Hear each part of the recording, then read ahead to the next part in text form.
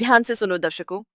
मात्र 2 ही दिन में आपके खुद के शरीर से सारी बीमारियां और सारे रोग खत्म हो जाएंगे और आप पहले जैसे ऊर्जावान और ताकतवर महसूस करोगे। लेकिन ये सब 2 दिन में कैसे करना है? एक बार एक गुरु, जो कि आयुर्वेद के बड़े ही जानता थे, वो अपने शिष्यों को उपदेश दे रहे थे। अब आपको तो पता ही है कि पहले प्राचीन समय में किताबें नहीं हुआ करती थी। गुरु अपने सभी शिष्यों को बिना किताबों के ही ज्ञान दिया करते थे, और वो ज्ञान आज हमें किताबों में भी नहीं मिलता है। ऐसे में वो गुरु उन सभी शिष्यों को कह रहे थे कि बच्चों, क्या आप सभी लोगों को पता है कि हम लंबे समय तक स्वस्थ कैसे रह सकते हैं? तो उनके शिष्यों ने कहा कि गुरुदेव, हमें पता नहीं है, लेकिन आप हमें इसके बारे में विस्तार से बताइए। तब गुरु ने कहा कि एक छोटा सा नियम है जो हमें अनेकों बीमारियों से दूर रखता है और हम लंबे समय तक जवान रह सकते हैं।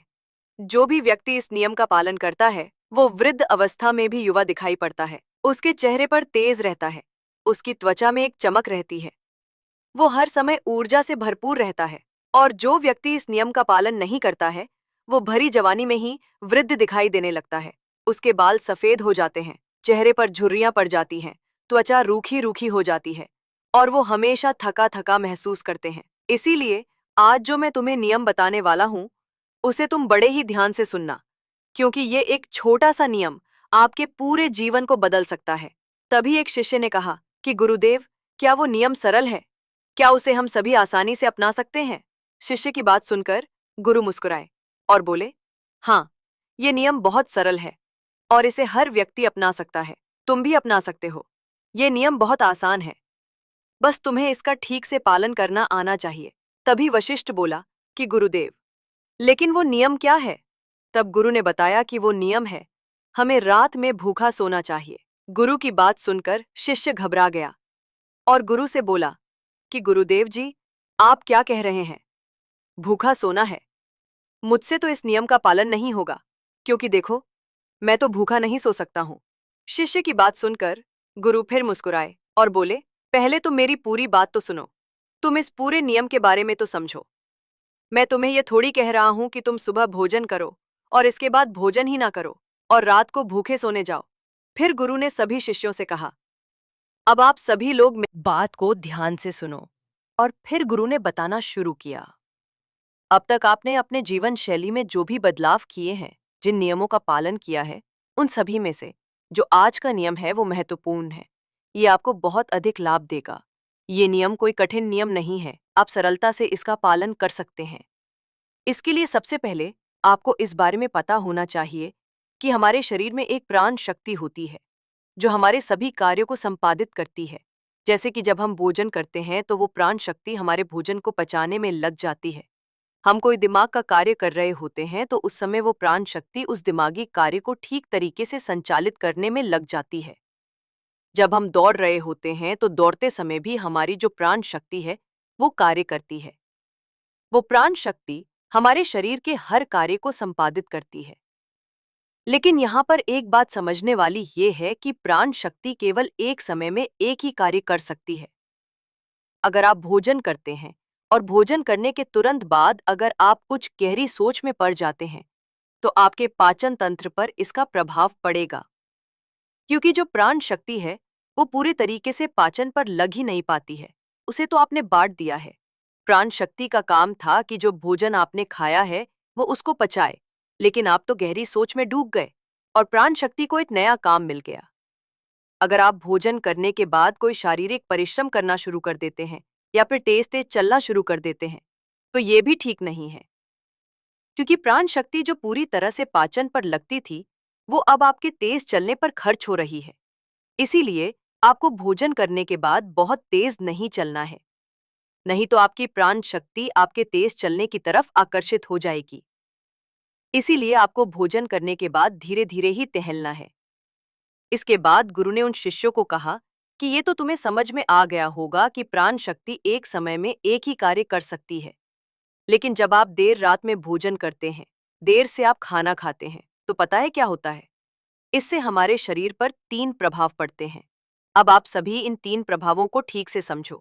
पहला प्रभाव जो हमारे शरीर पर पड़ता है वो ये है कि जो आपकी जठराग्नि होती है वो सूर्य के साथ काम करती है। यानी कि जैसे जैसे सूर्य का उदय होता है तो आपकी जो पाचन अग्नि है वो बढ़नी शुरू हो जाती है। दोपहर में वो बढ़ जाती है और संध्या काल में वो थोड़ी मंद पड़ जाती है।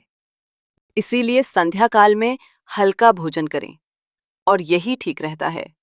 और आपको ये भी ध्यान रखना होता है कि आपको शाम का भोजन सूर्य अस्त होने से पहले ही कर लेना है। अगर सूर्य अस्त हो गया तो आपकी जो जठराग्नि है वो बिल्कुल कम हो जाएगी।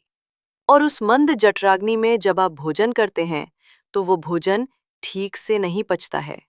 अगर आपने सात्विक भोजन भी किया होगा तो वो भी नहीं पचता है, क्योंकि उस समय जठराग्नि मंद थी।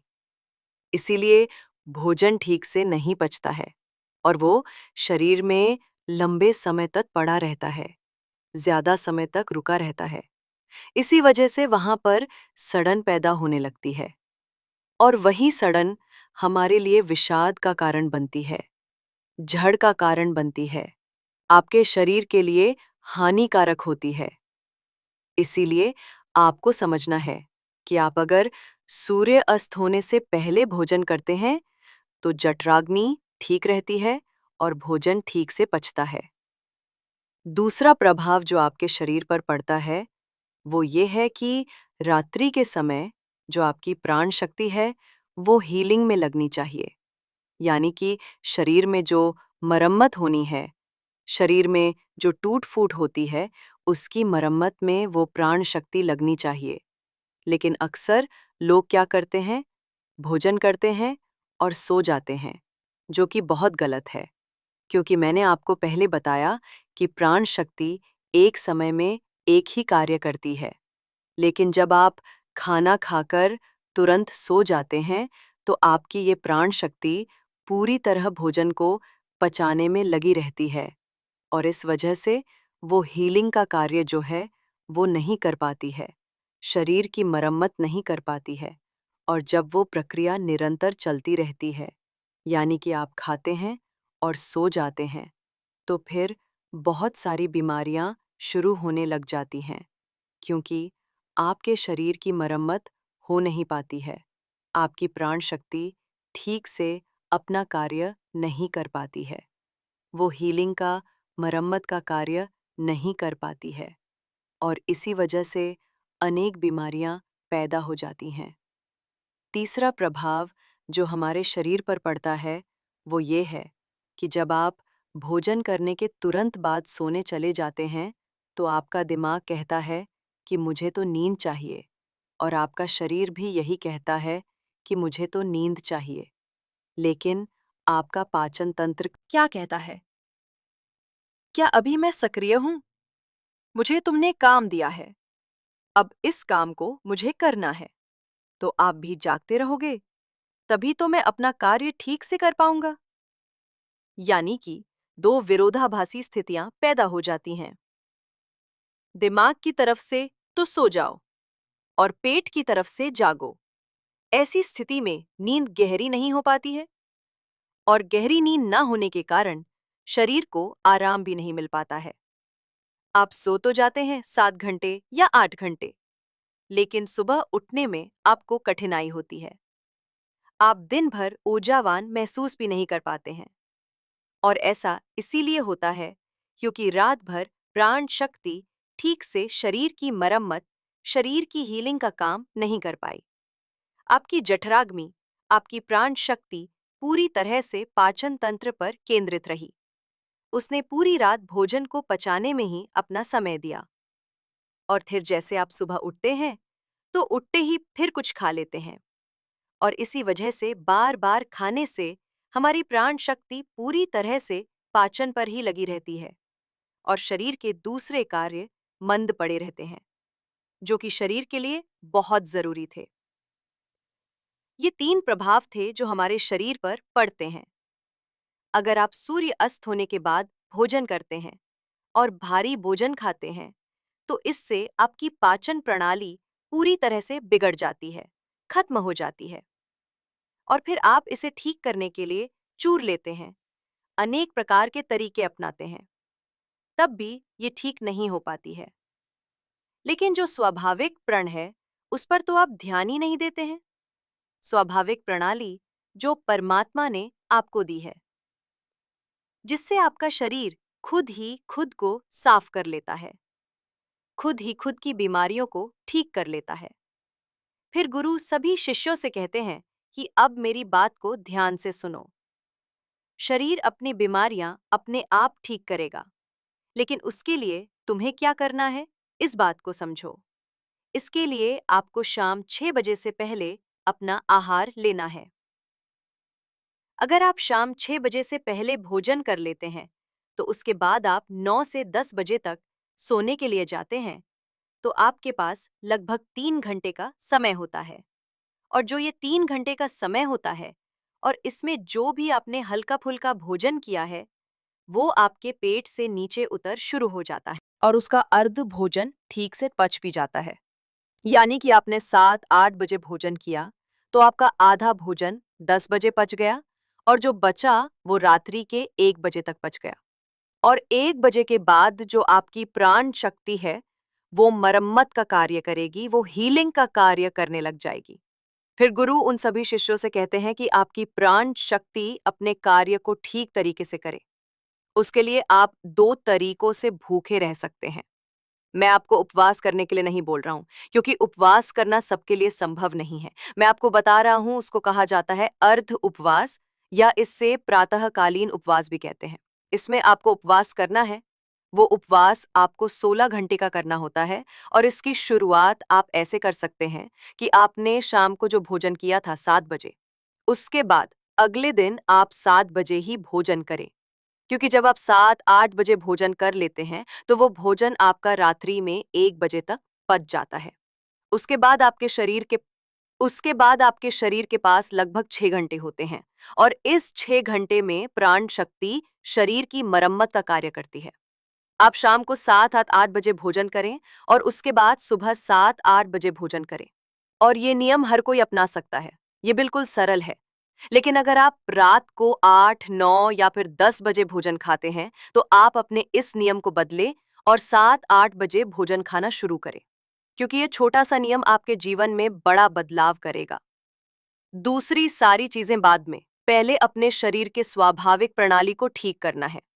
अगर आपको इस नियम से और भी ज्यादा फायदा लेना है, तो आप शाम को 7-8 बजे भोजन कीजिए और उसके बाद सुबह 11 बजे भोजन करिए।